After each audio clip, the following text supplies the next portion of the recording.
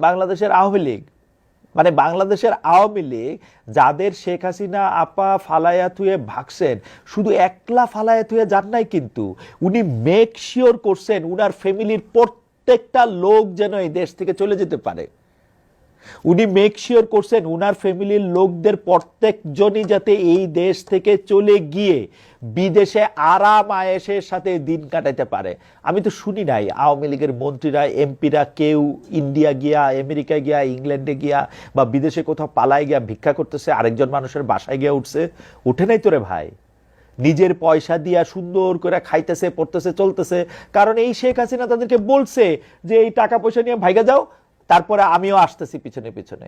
একজন একজন কর্মীরও বলে নাই যে 4 তারিখেও বলে নাই যে 5 তারিখে আমি চলে যাব। উল্টা কথা বলছে। সেই শেখ হাসিনার কথা, সেই শেখ হাসিনার কথা মানে এই হরতাল মরতাল করবে?